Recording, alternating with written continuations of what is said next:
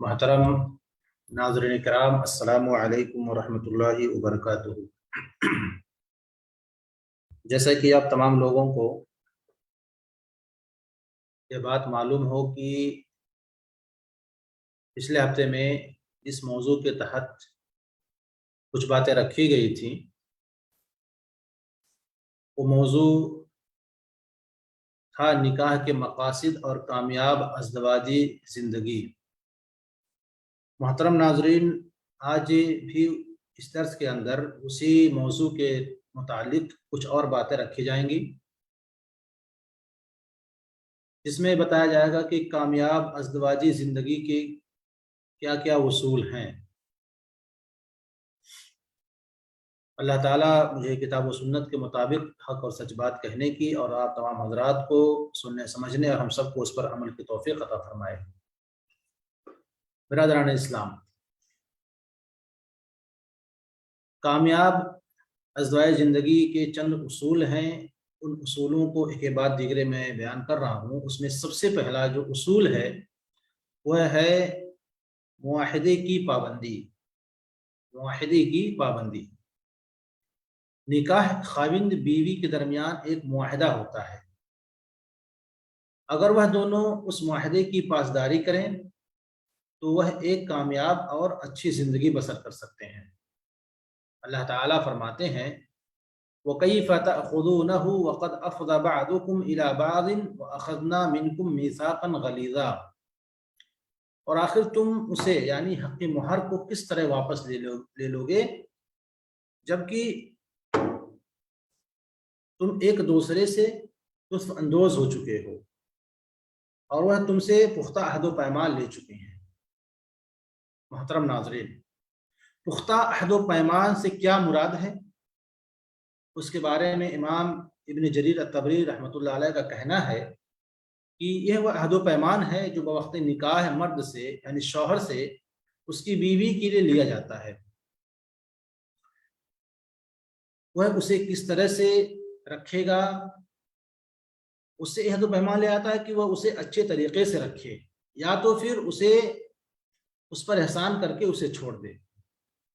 اور خطبہ حجۃ الوداع کے موقع پر رسول اللہ صلی اللہ علیہ وسلم نے فرمایا تھا فَاتَّقُوا اللَّهَ فِي النِّسَاءِ فَإِنَّكُمْ أَخَذْتُمُوهُنَّ بِأَمَانِ اللَّهِ وَاسْتَحْلَلْتُمْ فُرُوجَهُنَّ بِكَلِمَةِ اللَّهِ۔ محترم ناظرین، صحیح مسلم کتاب الحج حدیث نمبر 1218 میں یہ حدیث آپ کو ملے گی۔ آپ صلی اللہ علیہ وسلم فرماتے ہیں کہ تم عورتوں کے بارے میں اللہ تعالیٰ سے ڈرتے رہنا، کیونکہ تم نے انہیں اللہ تعالیٰ کی ذمہ داری پر لیا ہے اور اللہ تعالیٰ کے کلمہ کے ساتھ تم نے انہیں اپنے لیے حلال کیا ہے۔ اس حدیث میں خاص طور پر مردوں کو حکم دیا گیا ہے کہ وہ عورتوں کے معاملے میں اللہ تعالیٰ سے ڈرتے رہیں اور ان پر ظلم و زیادتی نہ کریں۔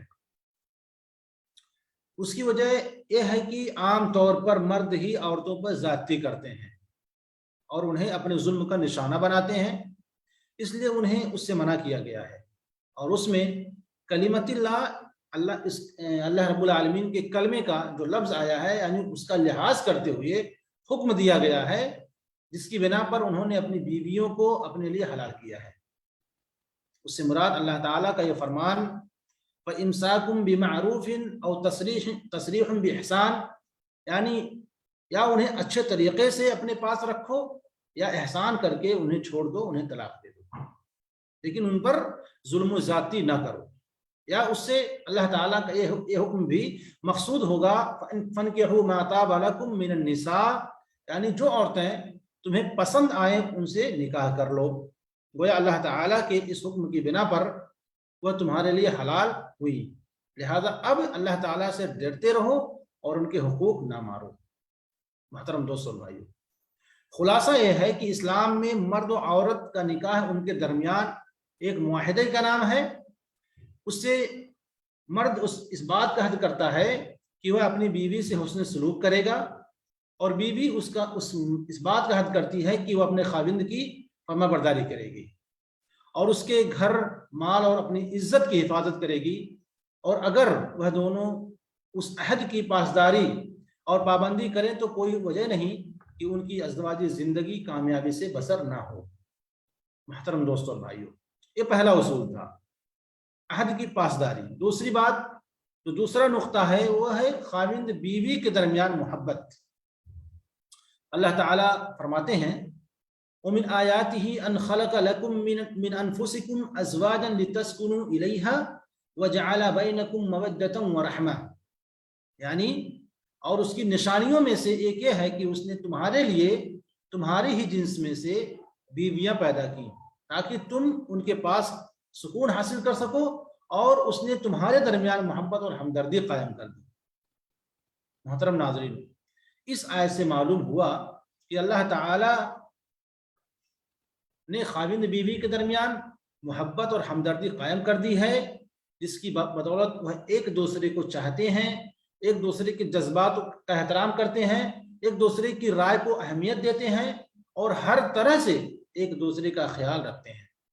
اور یہ محبت و ہمدردی ایسی ہے کہ جس کی کوئی نظیر نہیں ملتی، جیسا کہ نبی کریم صلی اللہ علیہ وسلم نے ارشاد فرمایا لم یرا للمتحابین مثل النکاح، نکاح کرنے والے جوڑے کے درمیان جو محبت ہوتی ہے اس جیسی محبت کسی اور جوڑے میں نہیں دیکھی گئی۔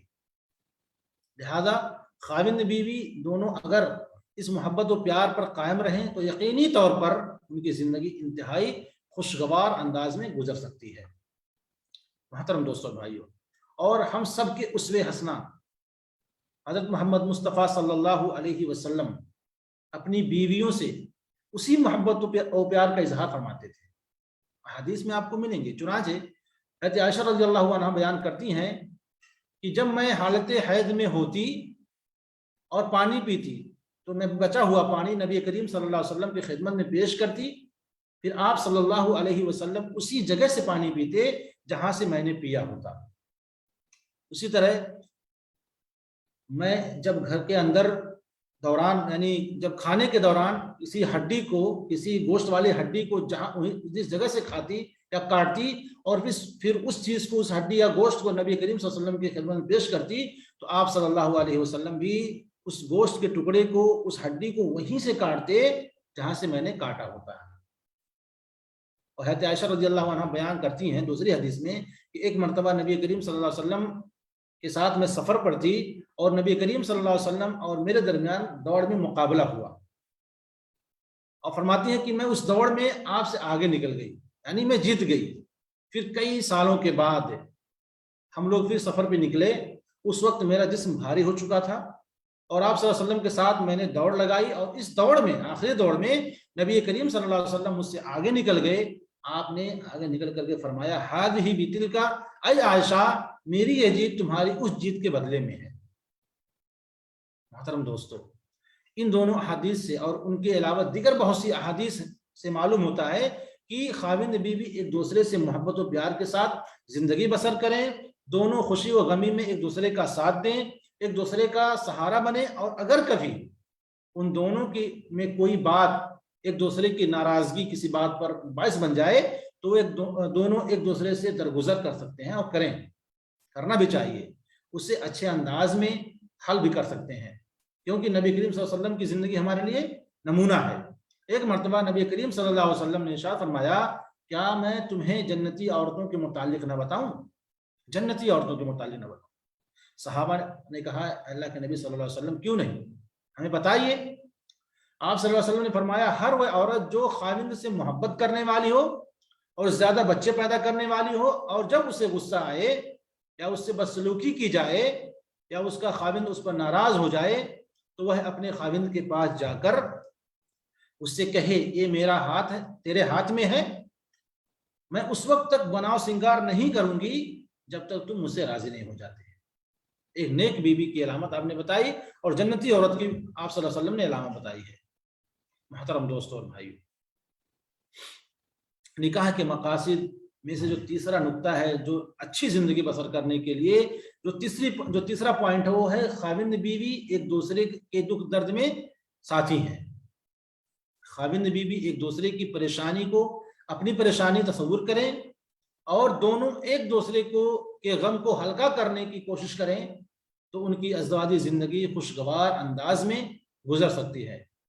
حضرت عائشہ رضی اللہ عنہا کا بیان ہے کہ جب رسول اللہ صلی اللہ علیہ وسلم پر پہلی وحی نازل ہوئی اقرا بسم ربک الذی خلق، یہ پہلی وحی نازل ہوئی اور فرشتہ آپ کے پاس آیا تو آپ صلی اللہ علیہ وسلم کانپتے ہوئے شدید پریشانی کے عالم میں گھر میں پہنچے، اور حضرت خدیجہ رضی اللہ عنہ سے کہا، جو آپ پہلی بیوی تھی حضرت خدیجہ رضی اللہ عنہ، ان سے کہنے لگے زملونی، یعنی مجھے چادر اڑا دو۔ تو حضرت خدیجہ رضی اللہ عنہ نے کہا، کیا کہا؟ انہوں نے کہا، انہیں چادر اڑا دی، اور آپ صلی اللہ علیہ وسلم نے کہا، مجھے خوف ہوتا ہے کہ مجھے اپنی جان کا خوف ہے کہ شاید میری جان نکل جائے، اتنا آپ ڈر گئے تھے وہاں پر۔ تو حضرت خدیجہ نے کہا لقد خشیت علی نفسی، آپ نے فرمایا تھا کہ یعنی مجھے اپنی جان کا خطرہ ہے۔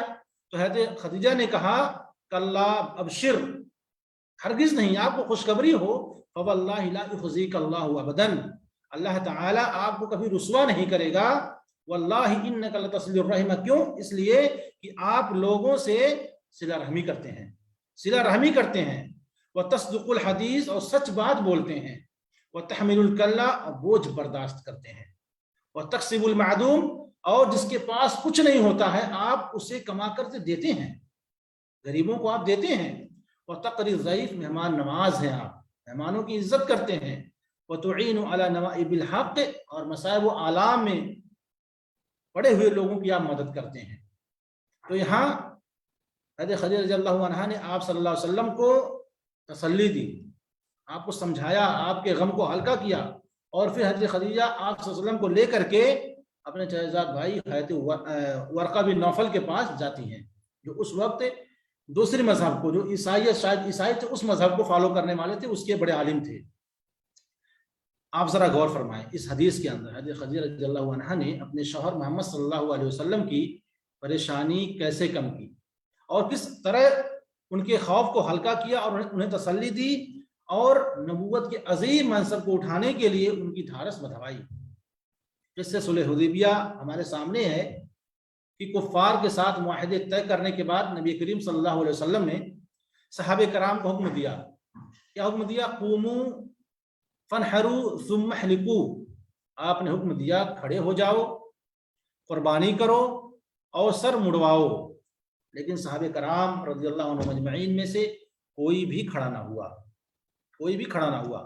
آپ صلی اللہ علیہ وسلم نے حکم 3 بار دیا کہ سب لوگ کھڑے ہو جاؤ، قربانی کرو اور سر کے بال مڑوا لو، لیکن صحابہ غم میں تھے، وہ آنے والی بات کو سمجھ نہیں رہے تھے کہ مستقبل میں اس سے کیا فوائد ہیں جو ہم نے قریش کے ساتھ، کفار کے ساتھ کیے ہوئے ہیں۔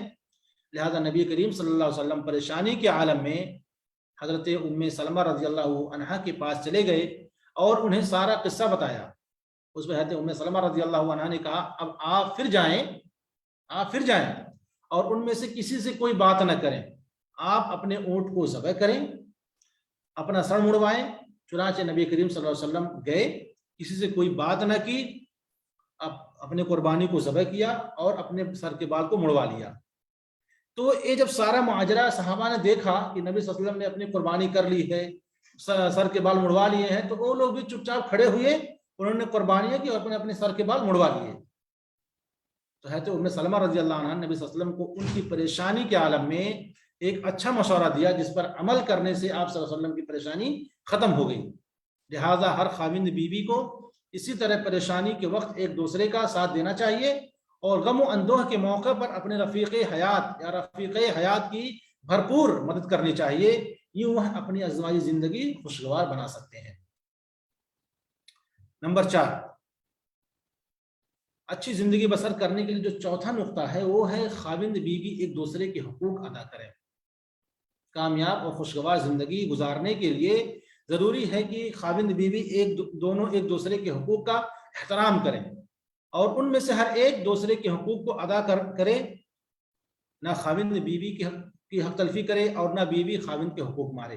اللہ تعالیٰ فرماتے ہیں وَلَهُنَّ مِثْلُ الَّذِي عَلَيْهِنَّ بِالْمَعْرُوفِ وَلِلرِّجَالِ عَلَيْهِنَّ دَرَجَةٌ، اور عورتوں کے یعنی شوہروں پر عرف عام کے مطابق حقوق ہیں، जिस तरح शौहरों के उन पर हैं और मर्दों को औरतों पर फौकियत हासिल है। दोस्तों, इस आयत से मालूम हुआ कि खाविंद बीवी दोनों एक दूसरे पर हुकूक हैं जिनका अदा करना बहुत ही ज़रूरी है, बहुत ही ज़रूरी है। इसी तरह नबी सल्लल्लाहु अलैहि वसल्लम ने भी खुतबा हज्जुल विदा के मौके फरमाया था, अला इन्ना लकुम अला निसाइकुम हक्का व लिनिसाइकुम अलैकुम हक्का, खबरदार बेशक तुम्हारी बीवियों पर तुम्हारा हक है और तुम पर तुम्हारी बीवियों का हक है। यानी एक दूसरे का हक एक दूसरे पर है। लिहाजा खाविंद बीवी अगर एक दूसरे के हुकूक की पासदारी करें तो यकीनी तौर पर उनकी अज़दवाजी ज़िंदगी इंतहाई अच्छे अंदाज से गुजर सकती है। अल्लाह ताला हम सबको एक दूसरे के हुकूक अदा करने की तौफीक अता फरमाए। मोहतरम दोस्तों और भाइयों, ये चंद निकात थे जो कि अच्छी ज़िंदगी बसर करने के लिए लाजिम है कि अगर ये चीज़ें अपनी ज़िंदगी में हम ले आएँ तो हमें इसकी शिकायत नहीं होगी कि हमारी ज़िंदगी शादी करने के बाद अच्छे से नहीं गुजर रही है। उसके बाद एक चीज़ और याद रखें कि मियाँ बीवी के एक दूसरे पर कई हुकूक हैं, जो कि 3 तरह के हुकूक हैं, उसकी 3 किस्में हैं। सबसे पहले नंबर पर मुश्तरका हुकूक, उसके बाद है खाविंद के हुकूक, फिर बीवी के हुकूक। लिहाजा यहाँ पर हम देखेंगे आज के दर्स में कि जो मुश्तरका हुकूक है मियाँ बीवी के एक दूसरे पर, उसको हम आज देख लेते हैं। और वो क्या है? पहले नंबर पर निकाह के वक्त तय करदा शराइत को पूरा करना। निकाह के वक्त जो शर्त की गई थी उसको पूरा करना। खाविंद बीवी के दरमियान बवक्त निकाह जो जायज़ शराइत तय पाए जाएं, दोनों पर ज़रूरी है कि वह उन्हें पूरा करें। नबी करीम सल्लल्लाहु अलैहि वसल्लम का इरशाद गिरामी है, अहक्कु मा औफ़ैतुम मिन शुरूति अन तूफू बिही मस्तहललतुम बिहिल फुरूज, जिन शराइत के साथ तुम शर्मगाहों को हलाल कर लेते हो तो उन्हें पूरा करना सबसे ज़्यादा ज़रूरी होता है। इस हदीस में जिन शराइत के पूरा करने की सबसे ज़्यादा ताकीद की गई है वह शराइत हैं जो वक्त निकाह खाविंद बीवी के दरमियान तय पाई जाती हैं और वह दोनों उनको पूरा करने का अहद कर लेते हैं।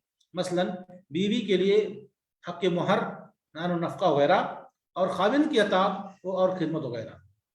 लेकिन यहाँ एक ज़रूरी अमर मलहूज़ खातिर रहे, और वह है कि खाविंद बीवी के दरमियान तय करदा शराइत जायज़ हों तो उनका पूरा करना ज़रूरी है, और अगर नाजायज़ शराइत हों तो शरअन उनकी कोई हैसियत नहीं होती है।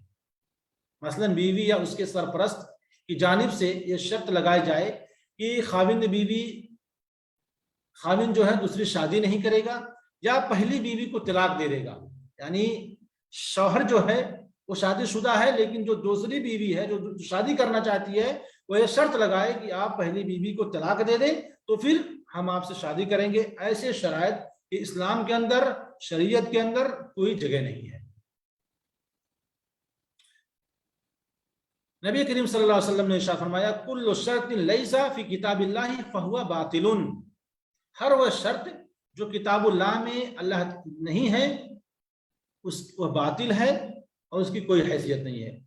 और नबी करीम सल्लल्लाहु अलैहि वसल्लम का इरशाद गिरामी है, ला तसअलिल मरअतु तलाक उख्तिहा लितक्तफिया सहफतहा वल तनकिह फइन्नमा लहा मा कतबल्लाहु लका। आप फरमाते हैं कोई औरत अपनी बहन की तलाक का मुतालबा न करे ताकि वह उसका रिस्क अपने लिए हासिल कर ले, बल्कि वह बिला शर्त निकाह कर ले, क्योंकि अल्लाह ताला ने उसके लिए जो कुछ लिख रखा है वह उसे ज़रूर मिलेगा। और हज़रत जाबिर रज़ियल्लाहु अन्हु से रिवायत है कि नबी करीम सल्लल्लाहु अलैहि वसल्लम ने उम्मे मुबश्शिर बिन्तुल बरआ बिन मारूर रज़ियल्लाहु अन्हा के पास निकाह का पैगाम भेजा तो उन्होंने कहा, मेरे खाविंद ने शर्त लगाई थी कि मैं उसके बाद किसी से शादी नहीं करूंगी। तो आप सल्लल्लाहु अलैहि वसल्लम ने फरमाया, ये शर्त दुरुस्त नहीं है, ये शर्त दुरुस्त नहीं है। मोहतरम दोस्तों, इन तमाम अहादीस से यह बात साबित होता है कि नाजायज़ शराइत की शरअन कोई हैसियत नहीं। हाँ, अगर शर्त जायज़ शर्त हो तो उनका पूरा करना खाविंद और बीवी दोनों के लिए ज़रूरी होता है। दूसरी चीज़, एक दूसरे से लुत्फ़ अंदोज होना। अल्लाह ताला ने मर्द और औरत दोनों की फितरत में शहवानी जज्बात और दियत कर दिए हैं, जिनकी बिना पर दोनों एक दूसरे को चाहते हैं। और निकाह के मकासद में से एक मकसद ये भी है कि वह दोनों जायज़ तरीके से उन जज्बात की तकमील कर सकें। तो एक दूसरे की जिनसी ख्वाहिशात या जिनसी ख्वाहिश को पूरा करना खाविंद बीवी दोनों का मुश्तरका हक है। نبی کریم صلی اللہ علیہ وسلم نے ارشاد فرمایا اذا دعا الرجل امرأته الى فراشه فابت فبات غضبان عليها لعنتها الملائکة حتى تصبح. آپ صلی اللہ علیہ وسلم نے ارشاد فرمایا جب ایک خاوند اپنی بیوی کو اپنے بستر پر بلائے اور وہ انکار کر دے، پھر وہ اس سے ناراض ہو کر ناراضگی کی حالت میں پوری رات شوہر گزار دے تو صبح ہونے تک فرشتے اس عورت پر لعنت بھیجتے ہیں. اور اسی طرح نبی صلی اللہ علیہ وسلم نے فرمایا اذا دعا الرجل زوجته لحاجته فلتأته وان كانت على التنور. آپ فرماتے ہیں جب خاوند اپنی بیوی کو اپنی ضرورت پوری کرنے کے لیے بلائے تو وہ ضرور اس کے پاس جائے اگرچہ وہ تنور پر کیوں نہ ہو. یعنی اگر وہ روٹیاں بنا رہی ہے، کھانا بنا رہی ہے اور شوہر اپنی ضرورت پوری کرنے کے لیے بیوی کو بلائے تو بیوی کو جانا چاہیے. محترم دوستو بھائی، حضرت ابو زحیفہ رضی اللہ عنہ سے روایت ہے کہ نبی صلی اللہ علیہ وسلم نے حضرت سلمان رضی اللہ عنہ اور حضرت ابو دردہ رضی اللہ عنہ کے درمیان بھائی چارہ مواخات قائم کر دیا. چنانچہ حضرت سلمان رضی اللہ عنہ حضرت ابو دردہ رضی اللہ عنہ سے ملنے آئے تو انہوں نے حضرت ام دردہ رضی اللہ عنہ کو دیکھا کہ وہ پھٹے پرانے کپڑوں میں ملبوس ہیں، انہوں نے کوئی سنگار بناؤ نہیں کیا ہوا ہے. جب انہوں نے ان سے اس کی وجہ پوچھی تو کہتی ہیں حضرت ام دردہ نے کہا اس کی وجہ یہ ہے کہ تمہارا بھائی ابو دردہ جو میرے شوہر ہیں دنیا سے بالکل بے نیاز ہو چکے ہیں، ان کو بیوی کی ضرورت نہیں ہے، دوسرے الفاظ میں کہیں تو. اس کے بعد حضرت ابو دردہ رضی اللہ عنہ بھی گھر میں پہنچ گئے تو انہوں نے مہمان نواز یعنی اپنے بھائی حضرت سلمان رضی اللہ عنہ جو ان کے مواخات جو بھائی تھے ان کی مہمان نوازی کے لیے کھانا تیار کرایا اور انہیں کھانا پیش کیا اور کہنے لگے کہ آپ کھائیے. تو حضرت سلمان نے کہا بھائی آپ بھی میرے ساتھ کھاؤ. انہوں نے کہا میرا روزہ ہے. کیسا روزہ ہے؟ یہ نفلی روزہ ہے، آپ میرے ساتھ کھائیں گے تو میں کھاؤں گا، حدیث کے الفاظ ہیں. لہذا انہوں نے ان کے ساتھ کھانا کھایا. پھر جب رات ہو گئی تو انہوں نے کہا اپنے بھائی سلمان سے کہ آپ آرام کریں، میں نماز کے لیے یعنی نفل نماز پڑھنے جا رہا ہوں. تو حضرت سلمان رضی اللہ عنہ نے کہا کہ آپ اپنی بیوی کے ساتھ جائیں اور یعنی آپ جا کے سو جائیں گھر میں، اور جب وقت ہوگا تو ہم بتائیں گے آپ کو. یعنی جب فجر سے پہلے نفل پڑھنے کا وقت ہوا تو انہوں نے جگایا کہ آپ اٹھو، اب اللہ رب العالمین کی عبادت کرنے کا وقت ہو گیا ہے. تو اس کے بعد ابو دردہ رضی اللہ عنہ اٹھے، غسل وغیرہ کیا اور پھر نماز پڑھنے کے لیے چلے گئے. صبح ہوئی تو یہ واقعہ حضرت سلمان رضی اللہ عنہ نے نبی صلی اللہ علیہ وسلم سے بیان کیا کہ میں اپنے بھائی کے گھر ایسے گیا تھا کل تو ایسا ایسا واقعہ پیش آیا، لہذا ہم نے یہ کہا. نبی صلی اللہ علیہ وسلم نے کہا تم نے بالکل سچ کہا ہے.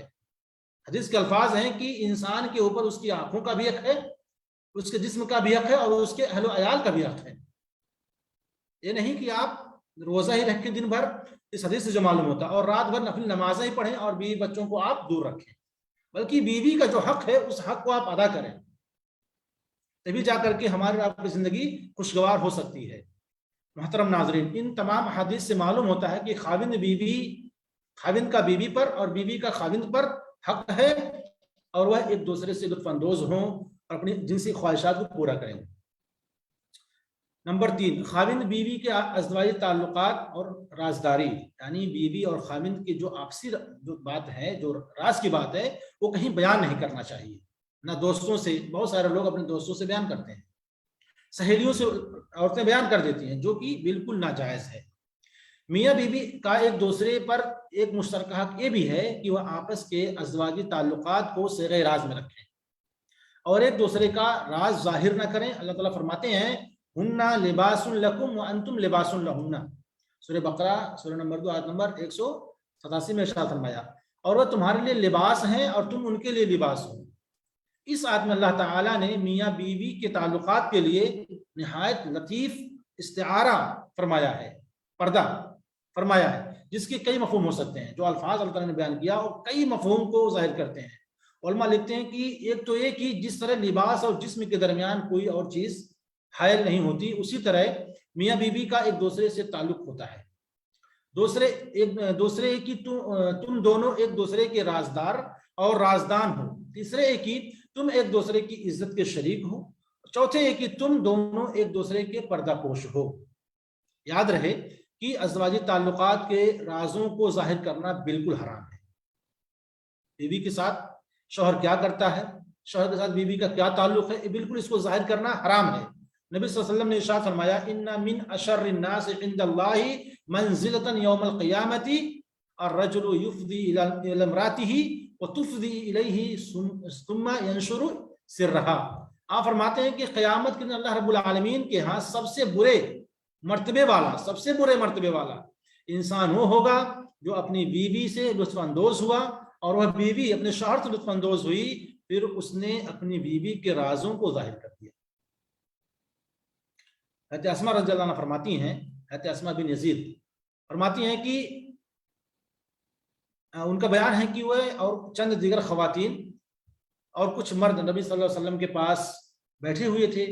तो आप सल्लल्लाहु अलैहि वसल्लम ने फरमाया, शायद एक आदमी जो अपनी बीवी से जो कुछ करता है उसे लोगों के सामने कह देता है, बयान कर देता है, और शायद एक औरत जो कुछ अपने शौहर यानी खामिन से करती है वह भी अपने सहेलियों से उसको जाहिर कर देती है।